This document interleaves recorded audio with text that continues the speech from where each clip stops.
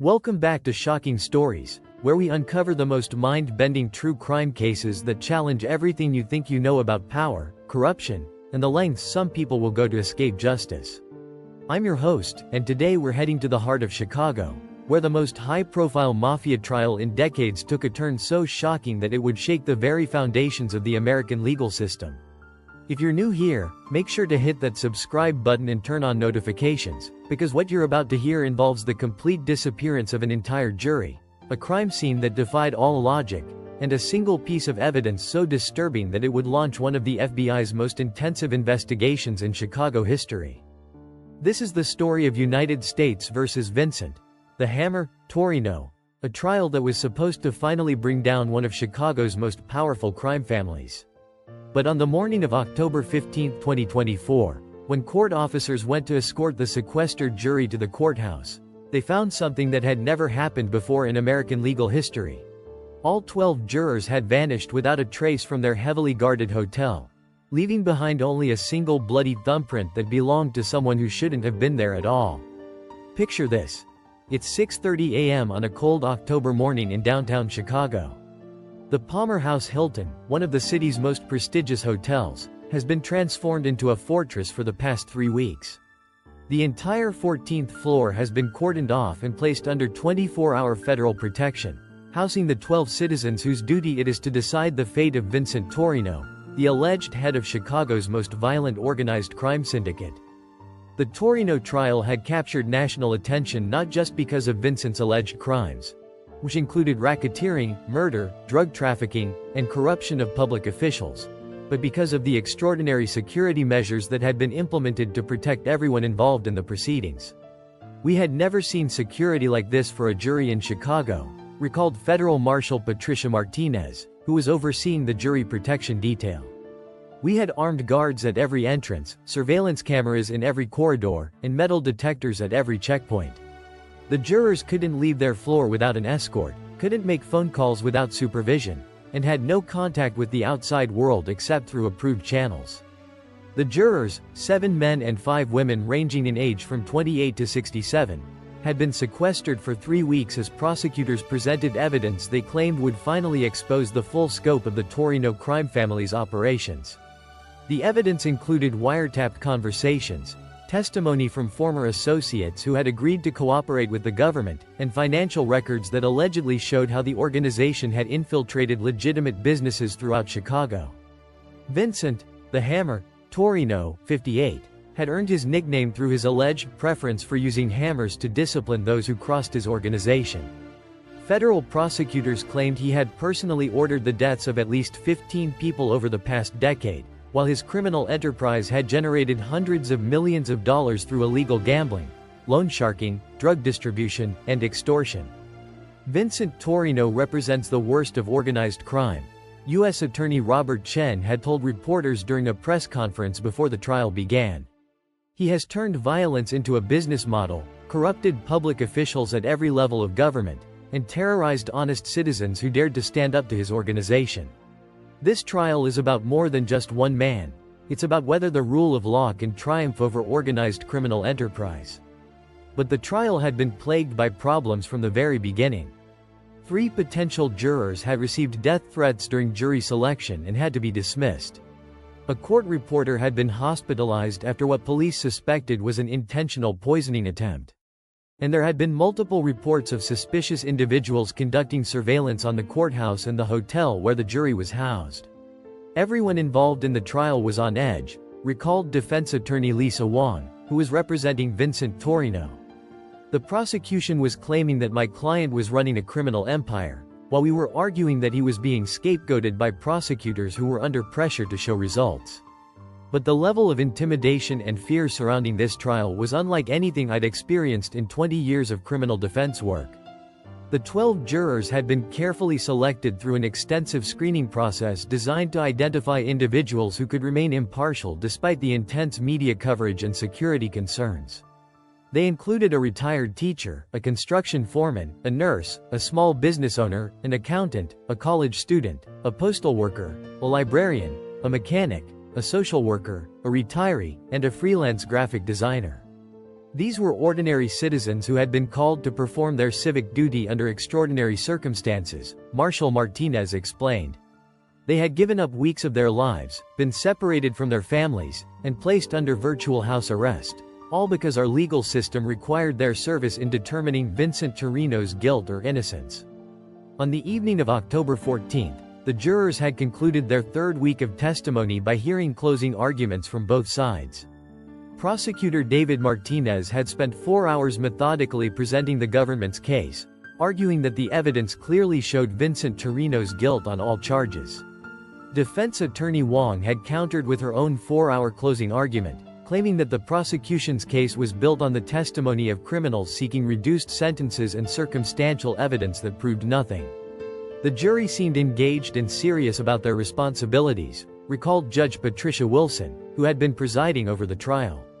They had been asking thoughtful questions throughout the proceedings, taking detailed notes, and showing all the signs of a jury that was taking its duties seriously. There was no indication that any of them were experiencing problems or concerns beyond the normal stress of serving on such a high-profile case. After closing arguments concluded at 6:47 p.m., the jurors had been escorted back to their hotel floor by federal marshals, where they were scheduled to have dinner and prepare for what was expected to be the beginning of deliberations the following morning.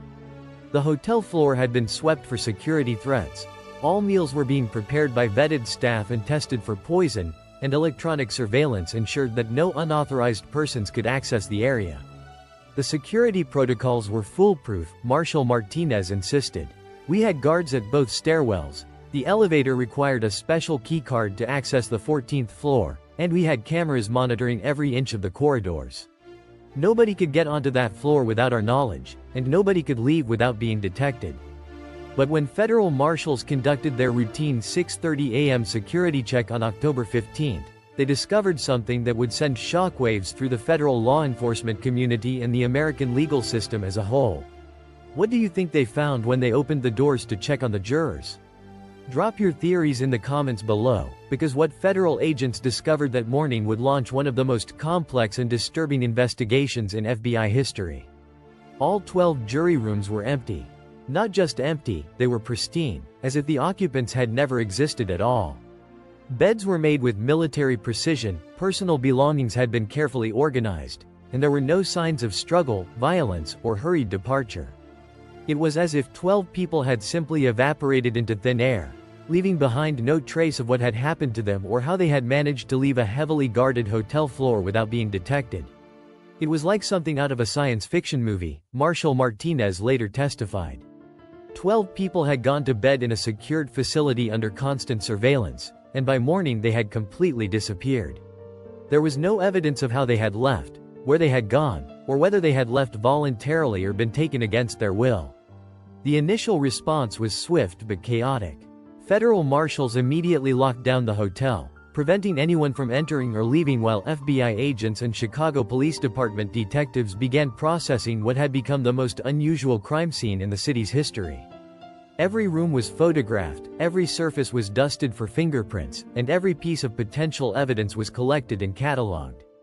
We treated it like a mass kidnapping, which is what we assumed had happened, explained FBI Special Agent Jennifer Walsh, who was called in to lead the investigation. 12 people don't just disappear from a secured location without help from inside the security operation or some kind of sophisticated criminal enterprise with the resources and expertise to pull off such an operation.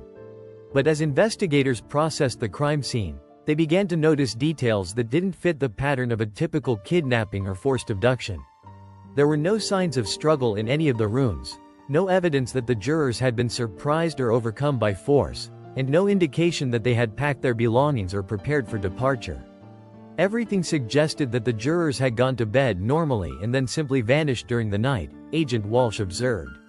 Their pajamas were missing, suggesting they had been wearing them when they disappeared, but their day clothes were still hanging in the closets. Personal items like medications, glasses, and jewelry were still in their rooms, which suggested they hadn't planned to leave permanently. The security footage from the hotel's surveillance system only deepened the mystery. Cameras showed the jurors returning to their floor after dinner on October 14, entering their individual rooms, and settling in for the night. But there was no footage of them leaving their rooms, accessing the elevators or stairwells, or exiting the building at any point during the night. The surveillance footage was completely normal until the cameras went dark at exactly 2:17 a.m., Agent Walsh revealed. All cameras on the 14th floor, in the stairwells, and covering the elevators stopped recording simultaneously. When they came back online at 2:43 a.m., just 26 minutes later, the jurors were gone. The 26-minute window when the cameras were disabled represented the only time when the jurors could have been removed from their floor without being detected. But how had 12 people been moved out of a secured building in such a short period of time without leaving any trace of their passage? We examined every possible exit from that hotel, Agent Walsh continued. Service elevators, freight elevators, emergency stairwells, rooftop access, basement loading docks, everything. We found no evidence that anyone had used any of these routes to remove 12 people during the night. But the most disturbing discovery came when forensic specialists found the single piece of evidence that would transform the investigation from a missing persons case into something far more sinister. A bloody thumbprint on the inside of room 1407, the room that had been occupied by juror Amanda Rodriguez, a 34-year-old nurse from Chicago's South Side. The thumbprint was found on the bathroom mirror in Amanda's room, pressed into what appeared to be fresh blood that had been smeared across the glass surface.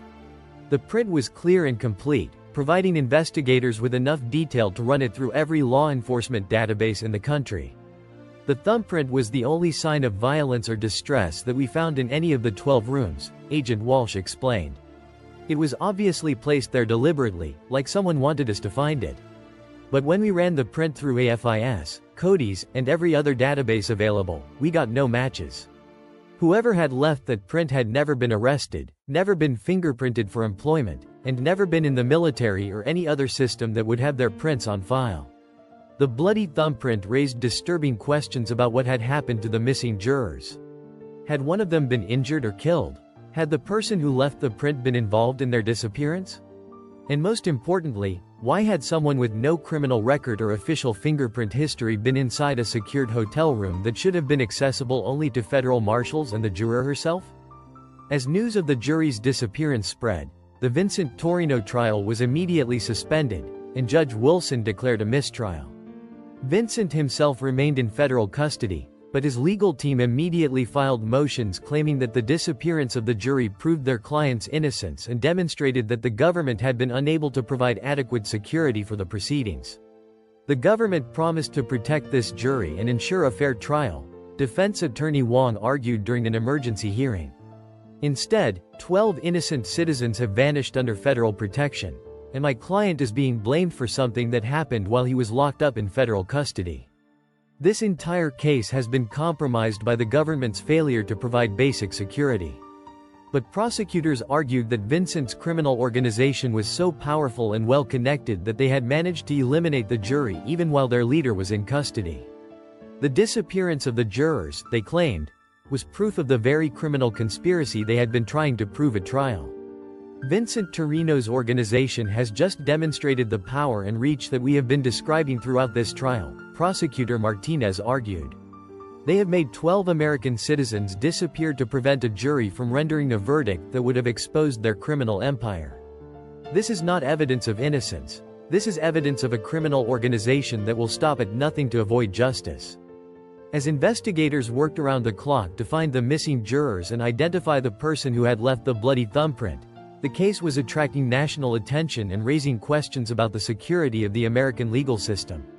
If an entire jury could vanish from federal protection, what did that say about the government's ability to protect witnesses, prosecutors, and judges involved in organized crime cases?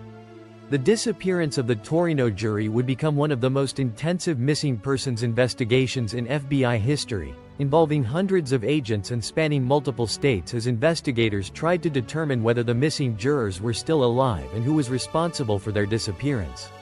But as the investigation progressed, agents would discover that the bloody thumbprint was just the beginning of a mystery that would expose corruption at the highest levels of Chicago's legal system and reveal that Vincent Torino's criminal organization had tentacles reaching far deeper into law enforcement and government than anyone had imagined.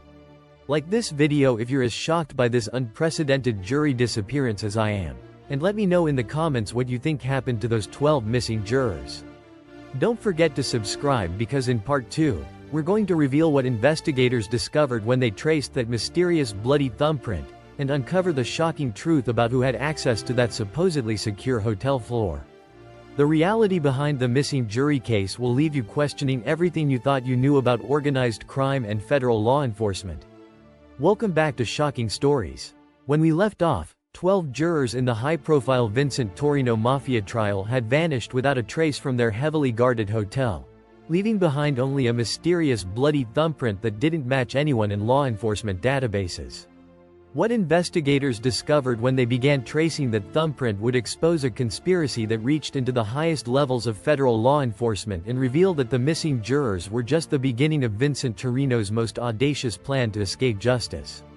The investigation into the bloody thumbprint found in juror Amanda Rodriguez's hotel room became the FBI's top priority, with Special Agent Jennifer Walsh assembling a task force of forensic specialists, digital analysts, and organized crime experts to identify the unknown person who had left the evidence behind. The thumbprint was our only concrete clue about what had happened to the 12 missing jurors, Agent Walsh explained to the assembled task force. Whoever left that print had been inside a secured federal facility, had access to a juror's private room, and was potentially involved in the largest kidnapping case in Chicago history. The first breakthrough came when forensic specialists analyzed the blood that had been used to create the thumbprint on Amanda's bathroom mirror. DNA analysis revealed that the blood didn't belong to Amanda Rodriguez or any of the other missing jurors. It belonged to someone else entirely, someone whose DNA profile was also not in any law enforcement database. We had a thumbprint and blood from someone who was essentially a ghost in our system, explained FBI forensic specialist Dr. Michael Chen. No criminal record, no military service, no government employment. This person had managed to avoid leaving any official trace of their existence in any database we had access to. We got a hit from an unexpected source, Dr. Chen revealed. The thumbprint matched records from a private security company called Sentinel Protection Services, which had been contracted by the federal government to provide additional security support for high-profile trials and witness protection operations. Sentinel Protection Services was a Chicago-based firm that specialized in providing security for sensitive government operations, including courthouse security, witness protection, and VIP transportation. The company had been awarded multiple federal contracts over the past decade and had a reputation for handling the most sensitive and dangerous assignments.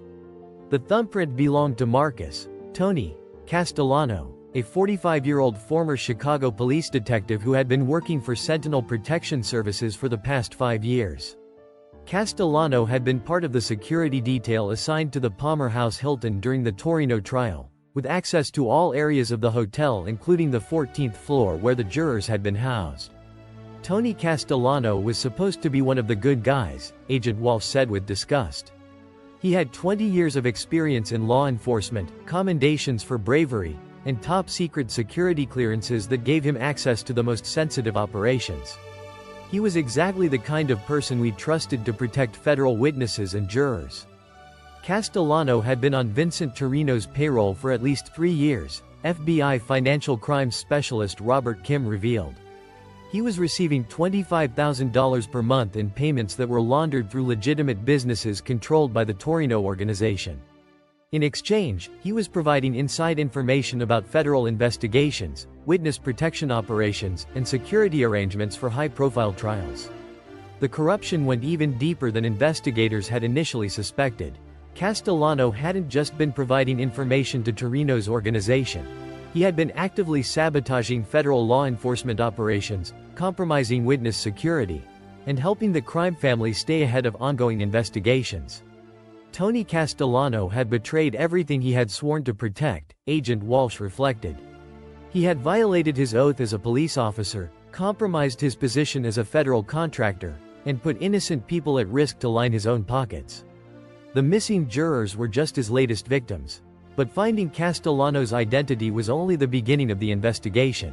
The FBI still needed to determine what had happened to the 12 missing jurors and whether they were still alive. The search for Castellano himself revealed that he had also disappeared on the night of October 14, leaving behind his apartment, his car, and all of his personal belongings. Castellano vanished at the same time as the jurors, Agent Walsh observed.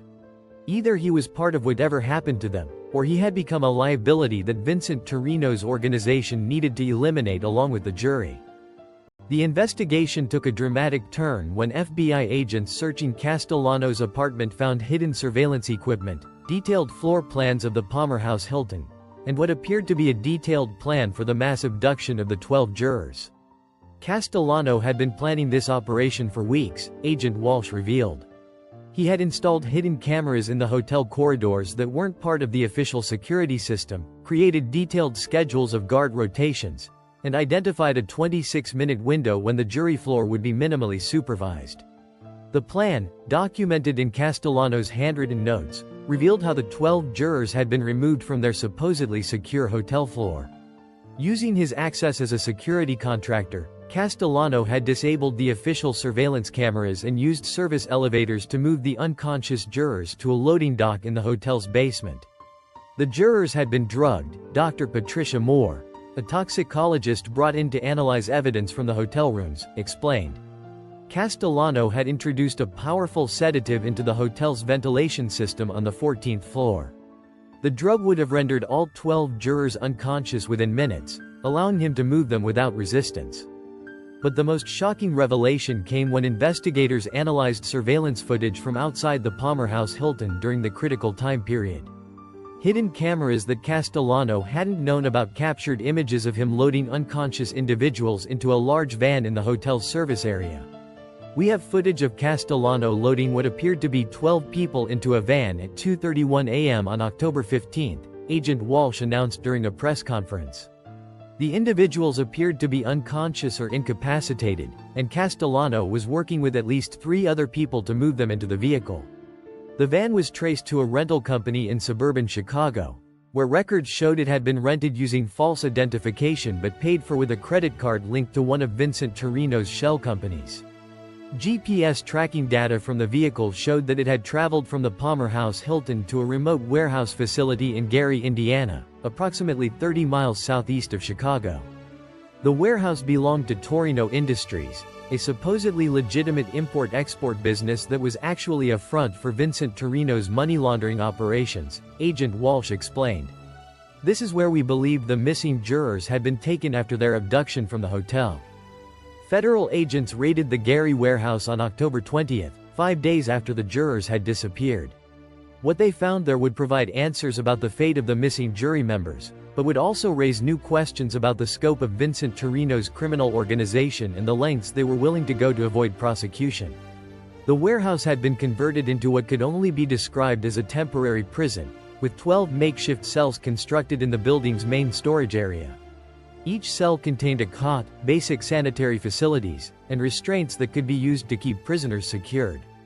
The warehouse was clearly designed to hold the missing jurors, Agent Walsh observed.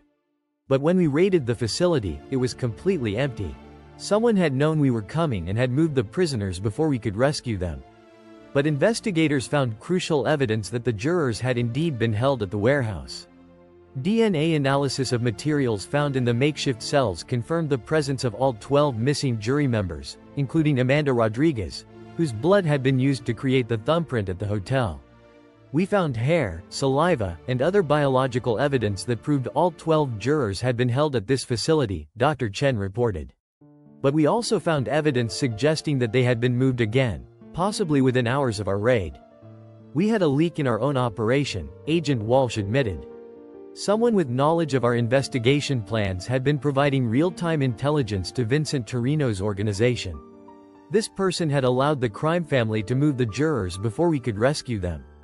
The search for the leak led investigators to Federal Marshal Patricia Martinez, who had been overseeing jury security at the Palmer House Hilton. Financial analysis revealed that Martinez had also been receiving payments from Torino-connected shell companies, and phone records showed that she had been in regular contact with Tony Castellano in the days leading up to the jury's disappearance. Patricia Martinez had been working with Castellano to compromise jury security, Agent Walsh revealed with obvious disappointment. She had provided him with access codes, security schedules, and information about federal marshals' procedures. The jury disappearance had been an inside job from the beginning. Martinez was arrested at her home on October 22 and immediately began cooperating with investigators in exchange for a reduced sentence. Her confession provided crucial details about the conspiracy to eliminate the Torino trial jury and revealed the location where the missing jurors were currently being held.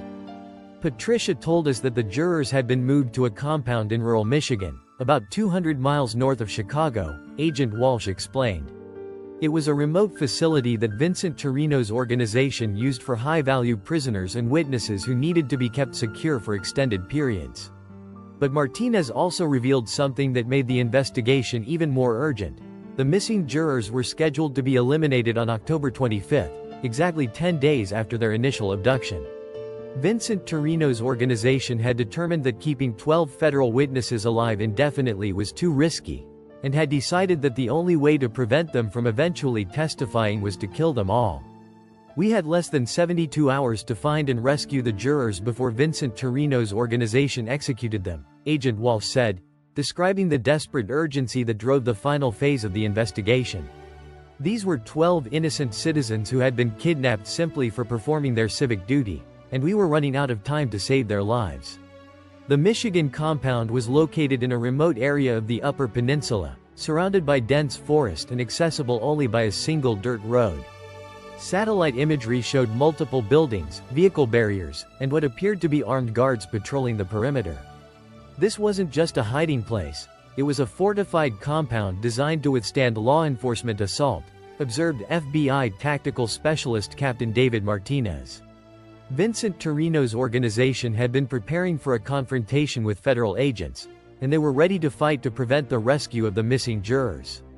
As federal agents prepared for what would become one of the largest hostage rescue operations in FBI history, they knew they were facing a criminal organization that had demonstrated its willingness to kidnap federal jurors, corrupt law enforcement officials, and kill anyone who threatened their operations. But they also knew that 12 innocent American citizens were counting on them for rescue, and that the integrity of the federal justice system depended on their ability to bring Vincent Torino and his accomplices to justice for their unprecedented attack on the legal process itself. The bloody thumbprint that had started as the only clue in the jury's disappearance had led investigators to uncover a conspiracy that reached into the highest levels of federal law enforcement and revealed the true scope of Vincent Torino's criminal empire. Don't miss Part 3, where we'll reveal the dramatic hostage rescue operation that saved the missing jurors, expose the full extent of the corruption that had compromised the original trial, and show you how this case changed federal jury security forever. Subscribe now and hit that notification bell, because the conclusion of the missing jury case will show you just how far organized crime will go to escape justice, and how federal agents risked everything to save 12 innocent lives. What do you think happened during the final confrontation at the Michigan compound? Let me know in the comments, and don't forget to share this video to help others understand the real dangers that jurors face when standing up to organized crime. Welcome back to the shocking conclusion of our investigation into the missing jury case. When we left off, FBI agents had discovered that all 12 missing jurors were being held at a fortified compound in rural Michigan, scheduled for execution in less than 72 hours by Vincent Torino's criminal organization. What happened next would become one of the most dramatic hostage rescue operations in FBI history and expose corruption that reached into the highest levels of federal law enforcement. The FBI's Hostage Rescue Team, HRT, began planning their assault on the Michigan compound at 4 a.m. on October 23, just 48 hours before the missing jurors were scheduled to be killed. The operation, codenamed Justice Served, would involve over 200 federal agents, including tactical specialists, negotiators, medical personnel, and intelligence analysts. This was the most complex hostage rescue operation the FBI had conducted since the Branch Davidian siege in Waco, explained HRT Commander Special Agent Michael Torres. We were dealing with 12 civilian hostages, an unknown number of armed criminals, and a fortified compound that had been designed specifically to resist law enforcement assault. Satellite reconnaissance of the compound revealed a sophisticated criminal operation that went far beyond just holding the missing jurors. The facility appeared to house a major drug processing operation, weapons storage, and what intelligence analysts believed might be additional prisoners from other Torino organization kidnappings. The compound wasn't just a temporary holding facility for the jury, Agent Torres observed. It was a major operational center for Vincent Torino's criminal empire, containing evidence of drug trafficking, weapons smuggling, and human trafficking operations that had been ongoing for years. The rescue operation was complicated by the fact that the compound was located in a remote area with limited access roads and surrounded by dense forest that could conceal additional criminal associates or provide escape routes for the hostage takers. Federal agents would need to approach the facility without being detected while ensuring that none of the criminals could escape with hostages. We had to assume that Vincent Torino's people were willing to kill the jurors rather than allow them to be rescued, Agent Torres continued. Our intelligence indicated that they viewed the 12 jurors as dead witnesses who could never be allowed to testify, so we knew they wouldn't hesitate to execute them if they realized we were coming. The operation began at 5:17 a.m. on October 24, with FBI snipers taking positions around the compound's perimeter while tactical teams prepared to breach the main building simultaneously. The goal was to locate and secure all 12 jurors before their captors could harm them, while also capturing as many criminals as possible alive for interrogation. But as federal agents moved into position, they discovered that the compound was even more heavily defended than satellite imagery had suggested. Motion sensors, surveillance cameras, and armed guards made it clear that Vincent Torino's organization had been preparing for exactly this type of law enforcement response. The compound was like a military installation, recalled FBI tactical specialist agent Sarah Chen, who was part of the first breach team. They had professional-grade security systems, fortified positions, and enough weapons and ammunition to hold off a small army. These weren't just street criminals, they were operating like a paramilitary organization. The initial assault encountered heavy resistance from an estimated 15 armed defenders, who opened fire on federal agents as soon as they approached the compound's main buildings. The gun battle that followed lasted for over 2 hours and required federal agents to call in additional tactical support from the Michigan State Police and National Guard. The criminals were willing to fight to the death rather than surrender, Agent Chen reported.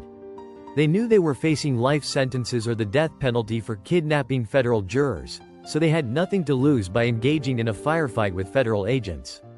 But the FBI's primary concern was locating the 12 missing jurors and ensuring their safety.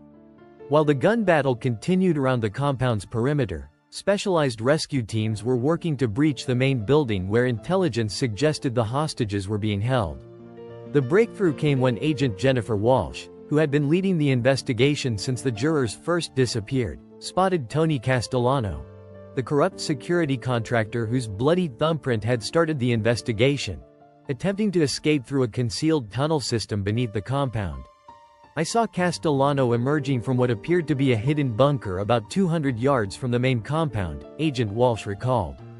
He was carrying what looked like detonation equipment, and I realized he might be planning to destroy the building where the jurors were being held. Agent Walsh's decision to pursue Castellano alone rather than wait for backup would prove crucial to saving the lives of the missing jurors. When she confronted Castellano at the tunnel entrance, he confessed that Vincent Torino's organization had indeed planned to kill all 12 jurors using explosives planted throughout their holding facility. Tony told me that if it looked like the FBI was going to rescue the jurors, his orders were to detonate explosives that would collapse the entire building, Agent Walsh revealed. Vincent Torino had decided that dead jurors who couldn't testify were better than rescued jurors who could expose his organization's crimes. Under interrogation at the compound, Castellano agreed to cooperate with federal agents in exchange for protection from Vincent Torino's organization. He provided detailed information about the compound's layout, the location where the jurors were being held, and the security measures that were protecting them. The 12 jurors were being held in an underground bunker beneath the compound's main building, Castellano revealed. They were alive but had been kept sedated to prevent them from attempting to escape or overpowering their guards. Armed with this intelligence, FBI rescue teams were able to locate and access the hidden bunker where the missing jurors had been imprisoned for 9 days. What they found there was both heartbreaking and inspiring. 12 American citizens who had endured unimaginable trauma but had survived their ordeal with their determination to seek justice intact. When we opened that bunker, all 12 jurors were alive, Agent Walsh said with obvious emotion. They were weak, frightened, and traumatized, but they were alive. Amanda Rodriguez, the nurse whose bathroom mirror had contained the bloody thumbprint that started our investigation, was the first to speak. She asked if the trial was still going on and whether they would still be able to serve on the jury. The rescue of the 12 jurors was completed by 11:43 a.m. on October 24, exactly 9 days after their disappearance from the Palmer House Hilton. They were immediately transported to hospitals in Grand Rapids and Detroit for medical evaluation and treatment, while FBI agents continued processing the compound for evidence of Vincent Torino's criminal operations. The evidence recovered from the Michigan compound was staggering in its scope and detail. Federal agents found financial records documenting decades of criminal activity, weapons stockpiles that included military-grade equipment, drug processing facilities that had been producing millions of dollars worth of narcotics, and communication equipment that had been used to coordinate criminal activities across multiple states. The compound was like the headquarters of a criminal empire, Agent Walsh observed.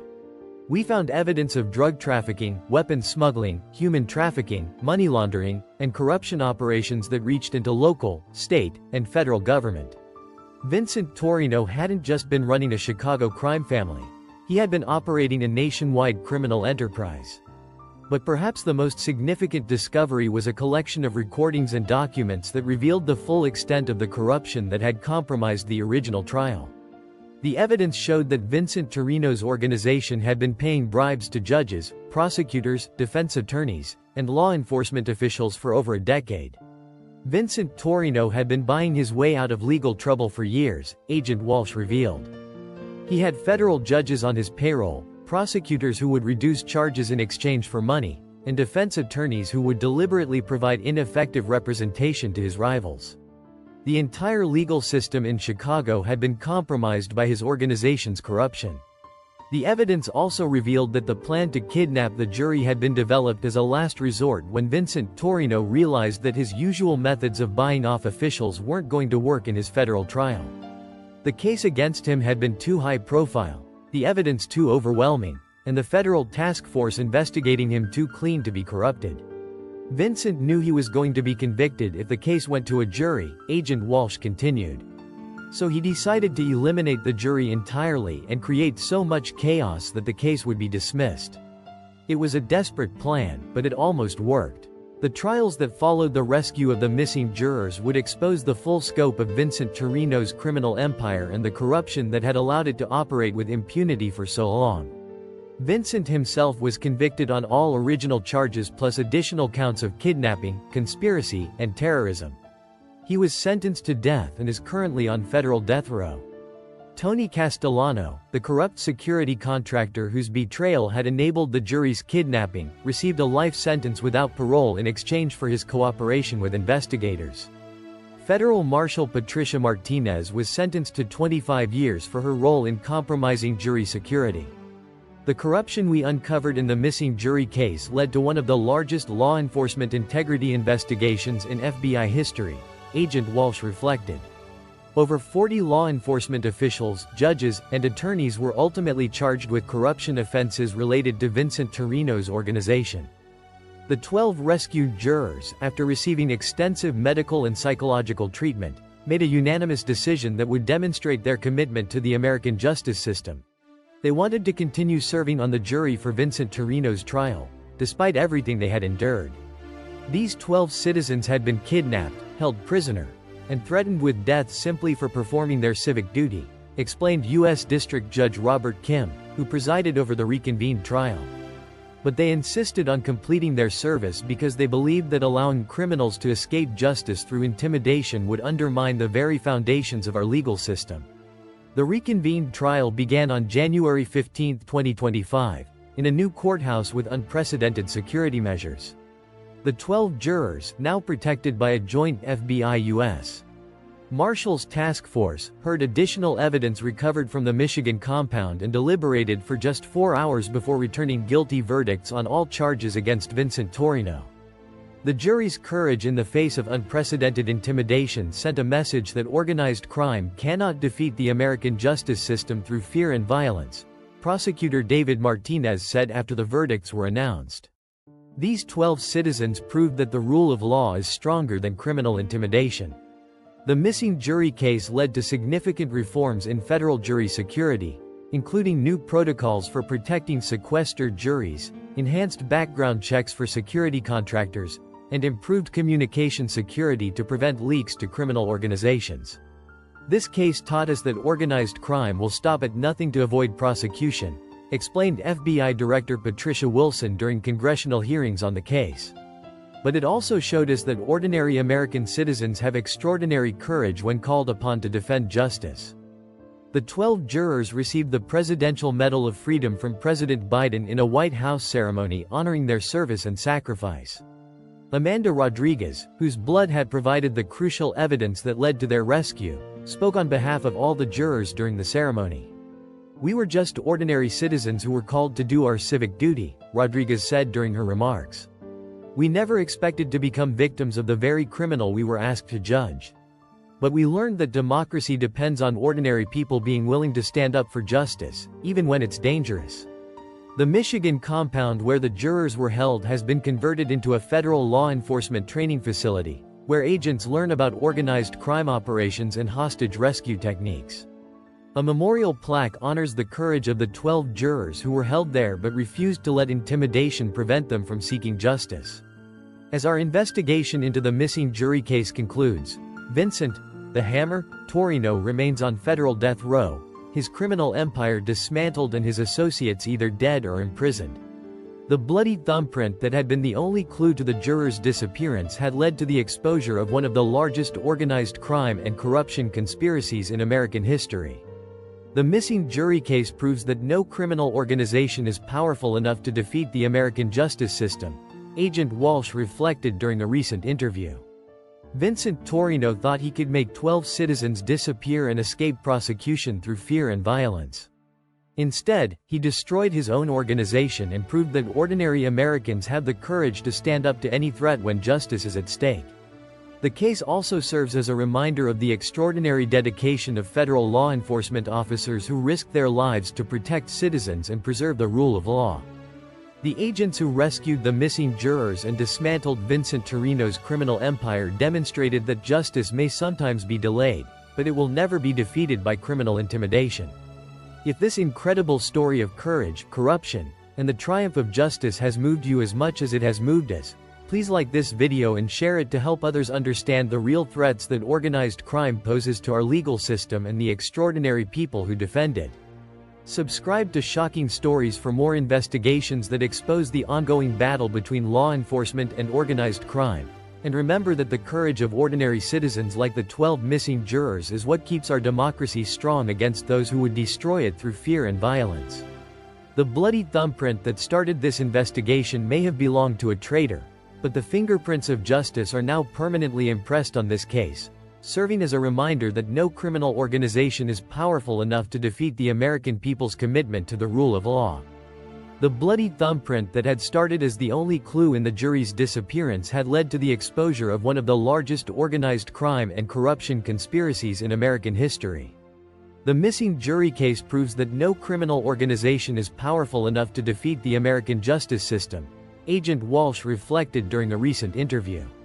Vincent Torino thought he could make 12 citizens disappear and escape prosecution through fear and violence. Instead, he destroyed his own organization and proved that ordinary Americans have the courage to stand up to any threat when justice is at stake. The case also serves as a reminder of the extraordinary dedication of federal law enforcement officers who risk their lives to protect citizens and preserve the rule of law. The agents who rescued the missing jurors and dismantled Vincent Torino's criminal empire demonstrated that justice may sometimes be delayed, but it will never be defeated by criminal intimidation. If this incredible story of courage, corruption, and the triumph of justice has moved you as much as it has moved us, please like this video and share it to help others understand the real threats that organized crime poses to our legal system and the extraordinary people who defend it. Subscribe to Shocking Stories for more investigations that expose the ongoing battle between law enforcement and organized crime. And remember that the courage of ordinary citizens like the 12 missing jurors is what keeps our democracy strong against those who would destroy it through fear and violence. The bloody thumbprint that started this investigation may have belonged to a traitor, but the fingerprints of justice are now permanently impressed on this case, serving as a reminder that no criminal organization is powerful enough to defeat the American people's commitment to the rule of law.